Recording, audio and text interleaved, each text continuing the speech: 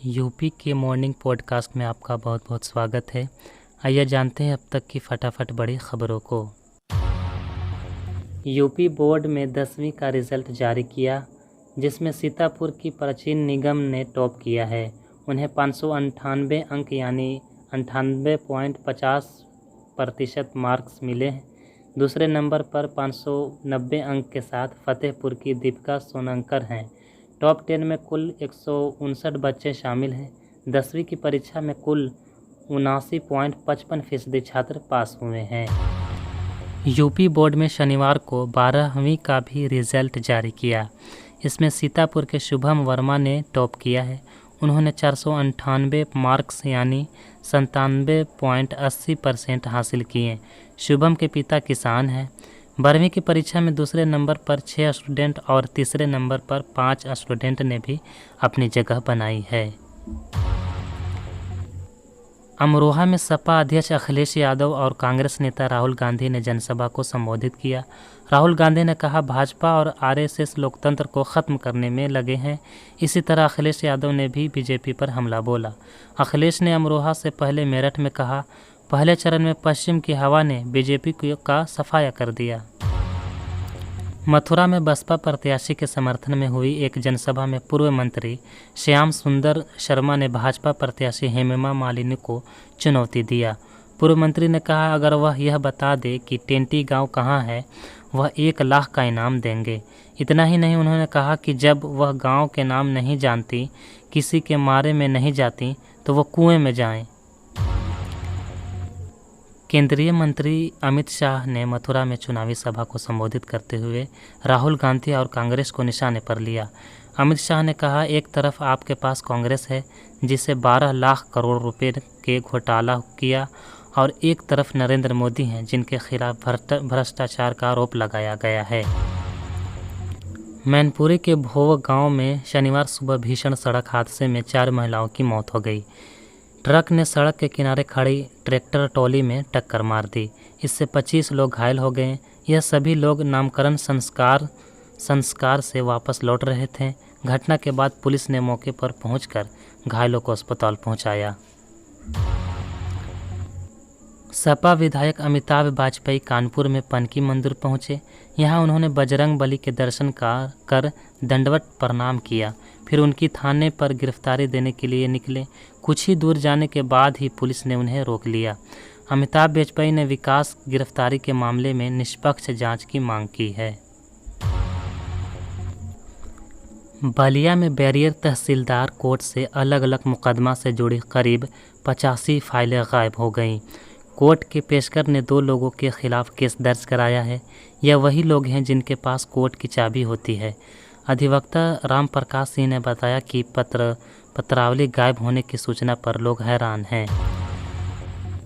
सोनभद्र के रायपुर थाना क्षेत्र में एक युवक कशब उसके घर के पास आम के पेड़ से लटकता हुआ मिला और उनके परिजनों ने हत्या का शव को पेड़ से लटकाने का आरोप लगाया है। घटना की सूचना पर पहुंची पुलिस ने शव को पोस्टमार्टम के लिए भेजकर जांच शुरू कर दी है। घटना प्रेम प्रसंग से जुड़ी बताई जा रही है। लखनऊ की गोमती नगर विस्तार इलाके में एक महिला की मीट की ब्लीडिंग के तीसरे फ्लोर से नीचे गिरकर मौत हो गई। मेड के नीचे गिरने की सूचना पर पहुंची पुलिस ने परिजनों को मामले की जानकारी दी और शव को पोस्टमार्टम के लिए भेजा। मेड की ब्लीडिंग में 23 दिन से काम करने आ रही थी। मेरठ से भाजपा प्रत्याशी अरुण गोविल को आज जनसंपर्क के दौरान एक महिला मिली।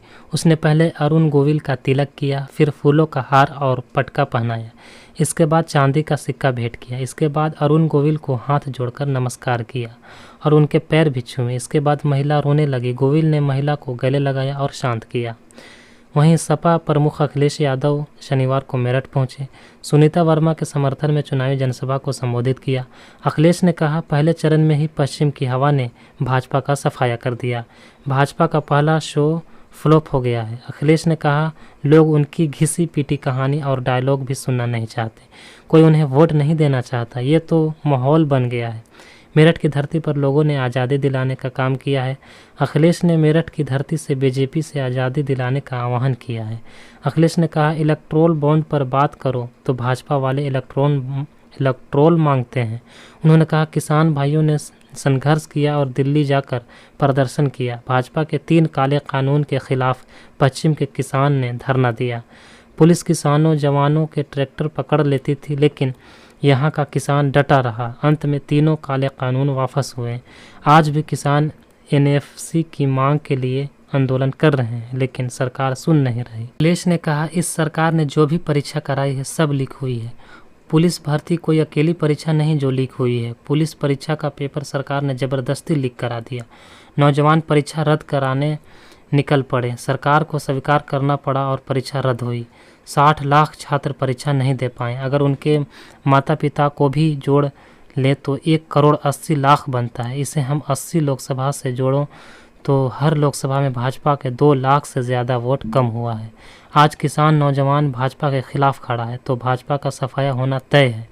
उन्होंने कहा भाजपा सरकार नौकरी ना देना पड़े इसलिए पेपर लीक करा रही है। अगर पेपर लीक नहीं होता तो नौजवानों का भविष्य बन जाता। अग्निवीर जैसी आधी अधूरी नौकरी मेरठ का नौजवान स्वीकार नहीं कर सकता। यहाँ फौज में सबसे ज़्यादा युवा जाता है। सपा इंडिया गठबंधन की सरकार बनी तो अग्निवीर जैसा योजना लागू नहीं होगी।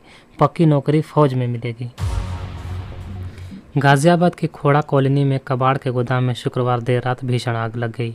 गाज़ियाबाद और नोएडा की 10 दमकल गाड़ियां तुरंत आग बुझाने में जुटी हैं। इस अग्निकांड में एक ट्रक सहित 6 वाहन और गोदाम में रखा प्लास्टिक, रद्दी, लकड़ी जैसा कबाड़ का सामान जलकर राख हो गया। गाज़ियाबाद में नर्सरी की छात्रा का अपहरण करके इसके बाद पत्थर से सिर कूचकर हत्या कर दी गई। मासूम का शव गांव के खंडहर में बने मकान में रजाई में छिपाकर रख दिया गया। उसके ऊपर पत्थर की सील रख दी गई। हत्या से पहले मासूम के साथ रेप की भी आशंका जताई जा रही है। हापुड़ में एसओजी टीम ने थाना देहात पुलिस के साथ संयुक्त रूप से फर्जी जन्म प्रमाण पत्र, आधार कार्ड, पासपोर्ट, ड्राइविंग लाइसेंस आदि बनाने वाले गिरोह का भंडाफोड़ किया है। पुलिस ने 2 आरोपियों को गिरफ्तार किया गया है।